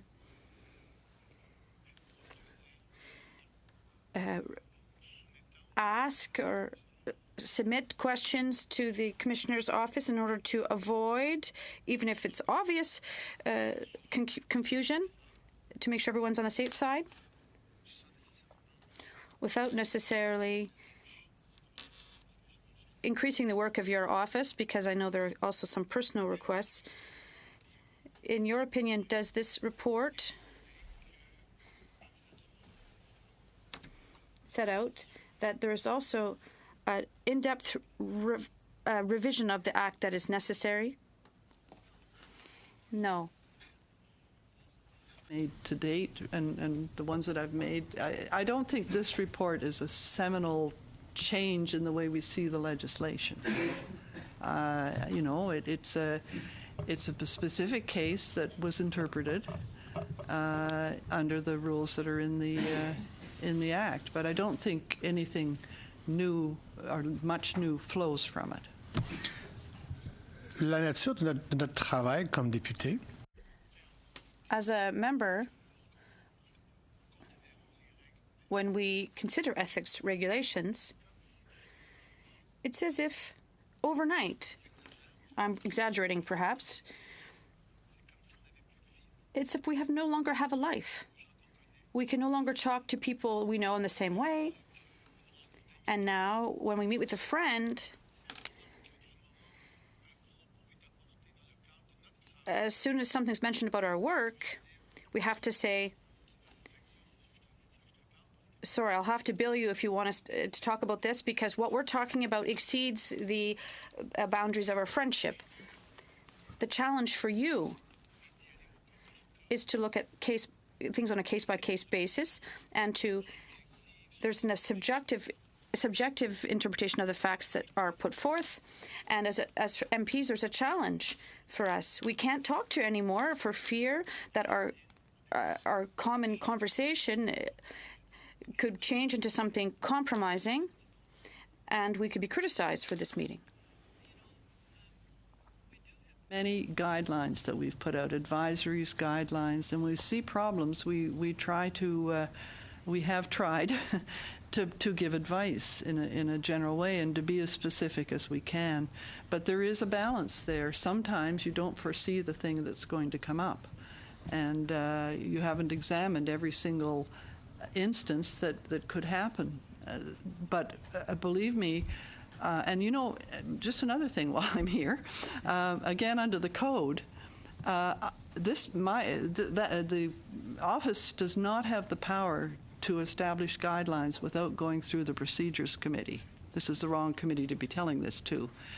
But I have said many times that they should allow the Conflict of Interest Office to do guidelines without having to go through the Procedures Committee. The Procedures Committee can always negate them after the fact or something, but the trouble is I've actually sent guidelines, gift guidelines into the Procedures Committee and a couple of years ago, and nobody ever responded. And the other thing that's silly is the forms have to be put through the Procedures Committee. Again, I'm talking to the wrong committee, but I don't have a form in front of the. Yeah, and so there's too much. There's no way I can put proper guidelines out under the code. So what I say to people under the code is go and read the guidelines under the Act. They're sort of the same. Anyway, sorry, but I mean we have done quite a focus on promulgating guidelines so people do know what the rules are. But there's no way that you can cover every instance in your guidelines. Quelle est la marge de manœuvre d'interprétation ou de? What leeway is there in terms of interpretation or reasonability that you give to MPs? Because MPs face circumstances when things come up, and they have to act consequently when circumstances change. There are a lot of guidelines and orientation, but we have to respect the Commissioner's office. At the same time, I imagine your office has to assume that the MP, whoever they are, is able to use their good judgment when circumstances change during an event. And this can be at an exceptional dimension or a particular something that comes up that wasn't foreseen. And we look at the results, and the MPs, regardless of who they are and what their responsibility is, have to be able to evaluate the situation, and they have to evaluate what the right thing to do is. So what leeway is there? What latitude do you give them? Bringing the matters forward. And the other thing is we've always offered to every caucus a session every year. Anyway, I don't know what else I can say. Thank you. Merci. Merci, Mr. President. Yeah, thank you, Mr. Picard. Next up, 5 minutes now to Mr. Picard. Merci, Monsieur le Président. Madame. Thank you, Mr. Chair. Ms. Dawson, during the first trip that Mr. Trudeau took in 2014, he was invited as leader of the Liberal Party of Canada. He was that leader at the time in 2014 during his first trip. The second trip, Mr. Trudeau was invited as a Prime Minister in 2016, and this was in his role as Prime Minister. So Aga Khan invited the head of the Liberal Party first, and he also invited the Prime Minister during his second trip. if Marc Garneau had won the leadership race, he did not receive an invitation. It was Mr. Trudeau. I never received an invitation from Aga Khan. So Aga Khan obviously is inviting high officials to his country, to a country. So, Ms. Dawson, the discussions that took place with Mr. Aga Khan do not mean that Mr. Trudeau is not responsible in terms of the Aga Khan Foundation. Everything is linked. Even though the Prime Minister says that I'm not in charge of this foundation, etc. Perhaps he's not personally in charge of this, but he's still responsible for giving the money of Canadians to this foundation. And unfortunately, in this whole story, why does he get off? Because you said in the report it wasn't his responsibility. He wasn't in charge of this. But since this file has hit the media for the past year, I know from experience that this type of file, and we start asking the Prime Minister questions in the House on this, we get an answer. And the Prime Minister has to know this file off heart to be able to answer any possible questions that come up. So it becomes the PM's and his office, their responsibility. So why did you say that he shouldn't be in charge of this? It would be important for him to take care of this. Why did you take his responsibility away from all the files of the Aga Khan Foundation? I said it wasn't his responsibility. I'm missing the point here. I'm sorry. Maybe I'm getting tired. Maybe if I listen to it in English or something. Or try again. Non, pas de problème. Vous avez dit que... You said that the Prime Minister did not take part in any decision-making with regard to Aga Khan and his institutions. I know that the Prime Minister personally was not in charge of this file, but he's still responsible for this, given all the media saga that was around this file. And it did end up on his desk. So he had to answer questions at question period. He was asked a lot of questions. So we can't just get off the hook from this file with regard to the money that was paid to the Aga Khan Foundation. This can't be the case, since this foundation is registered as a lobbying foundation in Canada.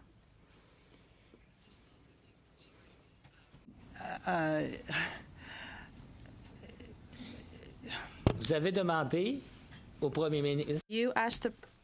You said in your report that the Prime Minister did not participate in any decision-making or took any positions with regarding this Aga Khan Foundation. Yes, that's true. But the Prime Minister was invited because he was the Prime Minister, not because he was Justin Trudeau. No. So Aga Khan obviously talked about future events, what Canada would pay the foundation, or any other conversations that we'll never really know about.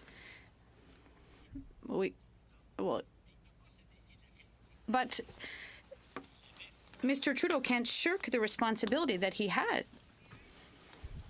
He has to actually take part in making the decision, if that's what you're talking about, for him to be found to have contravened the decision-making. But the distinction in the two circumstances were, in one case, he took part in a discussion and had the capacity to have an effect on it. It's the words are have an opportunity to affect, and he should recuse himself from that. But in fact, I found that he did not make any decision. There was two. I don't know if I'm answering your question at all, but there's two different overlays there. One is making the decision, and one is participating in the discussion and having the opportunity to affect the outcome. Thank you, Ms. Shigord. Last up, we're down to about 3 minutes left, will be Mr. Erskine-Smith. So first, I want to say thank you for coming for 2 hours. It's rare we have a witness for 2 hours, and I appreciate your time.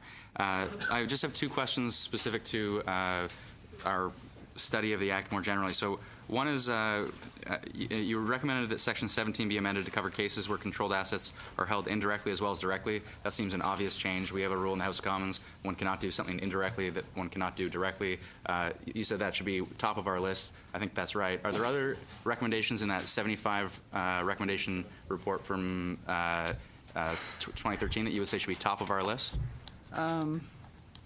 And if nothing jumps out, you can. There were send us a note. 5 or 6, and I've stated them on a number of occasions, and you think I can remember them right now. I think if I had the list in front of me, I'd that's have okay. them. There's 5 or 6 of them that I've identified not too long ago. We'll look for that. I think it might be in your in the executive summary there. And the second question I would have is just the de minimis. And so I give an example. When we first got elected, I don't know if it happened for Conservative or NDP MPs, but every Liberal MP got a gram of marijuana from pot activist Dana Larson. Yeah. And I think you had recommended that it be returned on the basis that it might be reasonably seen to influence us. That strikes me as a de minimis. It's $10 or less.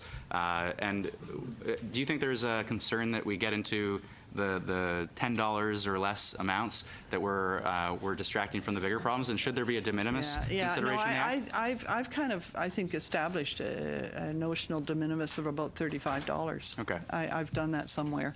Okay. And, yeah. And with that, I give the remainder of my time for Mr. Fergus. I know he's got a couple think there was a questions. criminality to that one, which I think colored it. It was hopefully a different soon situation. goes away, but that's right. Yeah, I said, you know, yeah. In fact, I think I phoned the speaker or somebody, I think, and said, look, there's a criminality in this one. Get rid of it. I did. Oh, I see. Yeah, yeah. And Mr. Biddle's got Send it back, Nathaniel. Yeah.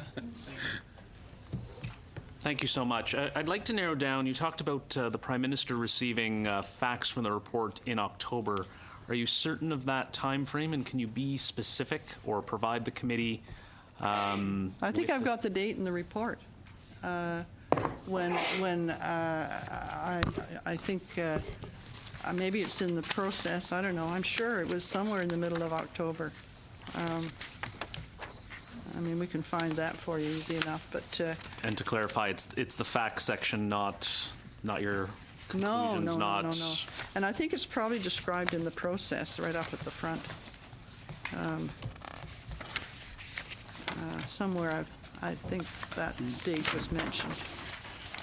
Just for the sake of for the committee, we'll just extend just by a few minutes just to allow some paper turning. And okay, thanks. Thank you.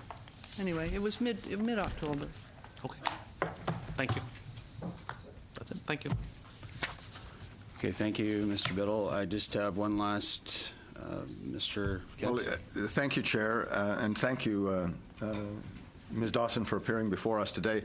But, Chair, I believe that in light of the testimony from former Commissioner Dawson given openly and generously today, and given that I believe there's still an abundance of unanswered questions that one can draw from the Trudeau report, I respectfully propose to this committee the following motion, or a version of this, that the committee invite the Prime Minister to discuss the findings of the Ethics Commissioner contained in the Trudeau report released in December, as well as questions drawn from the report and from testimony from the former Commissioner before this committee today.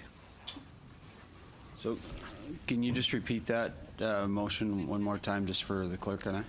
That the committee, and you can correct this grammatically as you will, that the committee invite the Prime Minister to discuss the finding of the Ethics Commissioner contained in the Trudeau report released in December, as well as questions drawn from her additional testimony before committee today on this date.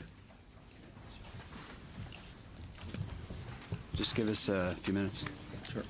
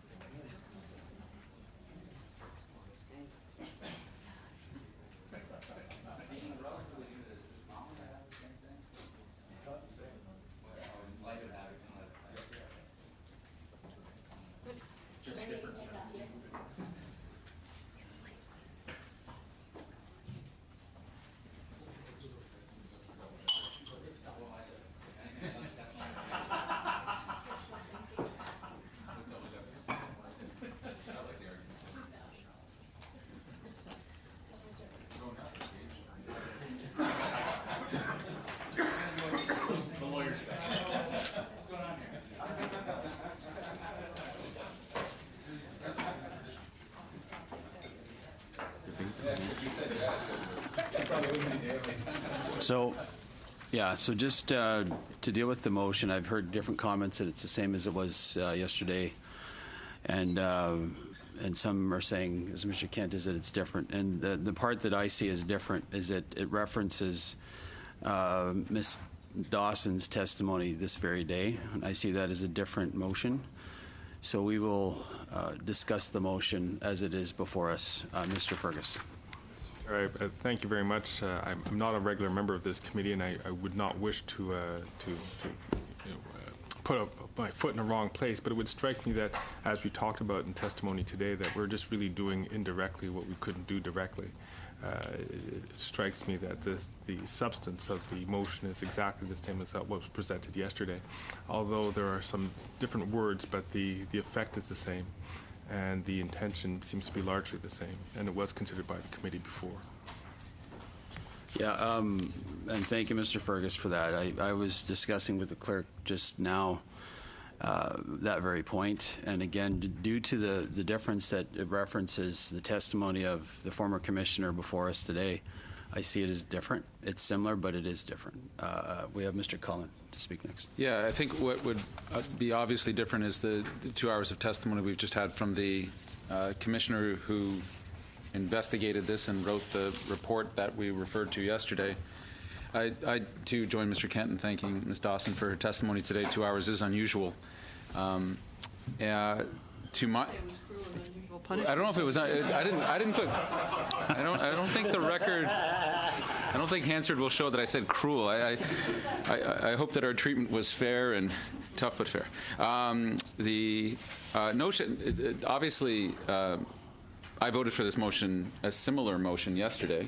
I don't need convincing, because I think the opportunity for the Prime Minister to come forward and answer some of the questions that Ms. Dawson can't answer because she didn't make the decisions that pertain to the 4 contraventions of the Act. The Prime Minister did.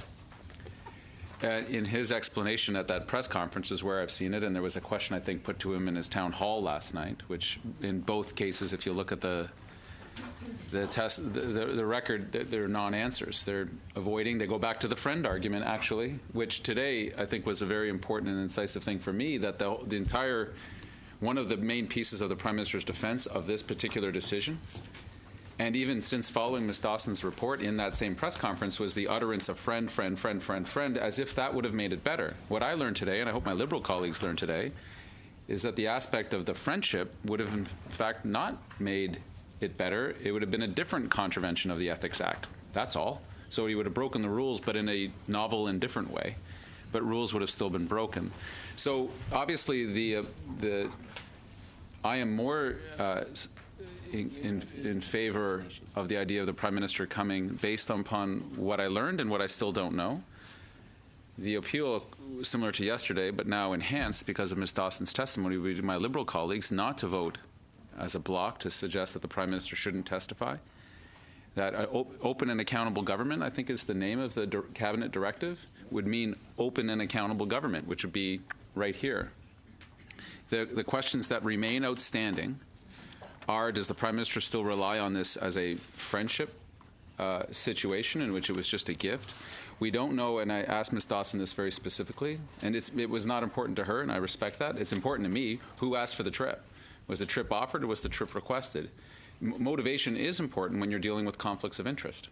If a member of Parliament, I don't gesture towards you, Chair, but if a member of Parliament were to go out and solicit a gift, is very different, maybe not in the final conclusion, but it is different than somebody offering a gift. The fact that the gift in this case, whether solicited or offered, would have broken the Ethics Act is just an additive, not a subtractive. So for me, the other questions that remain and in doubt is that the Prime Minister says he learned from this, he's admitted it was a mistake, but I don't actually know what specific steps his office has taken to not allow for this to happen again. I don't know if there's other circumstances in which this similar or same thing has taken place.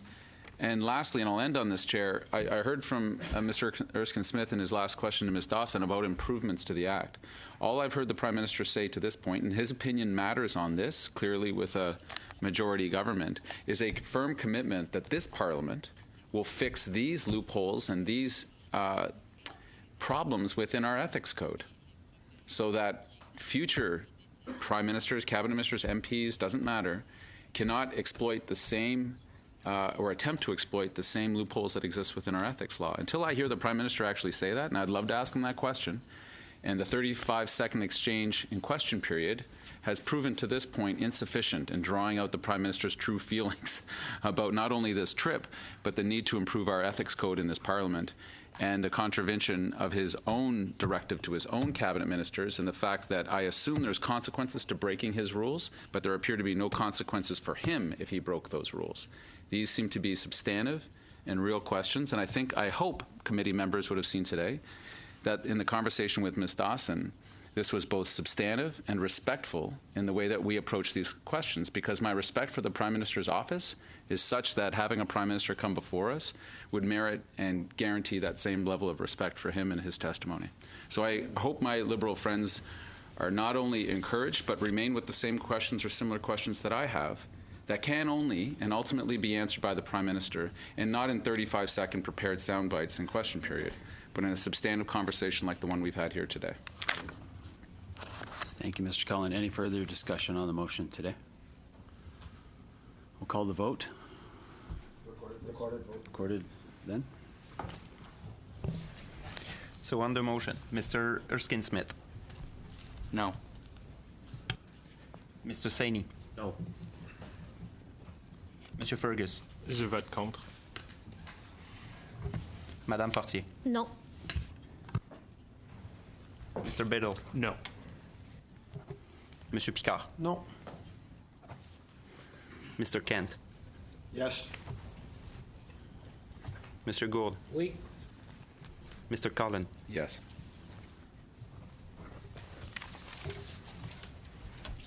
So the motion fails 6-3. We are adjourned. Thanks again, Ms. Dawson, for coming.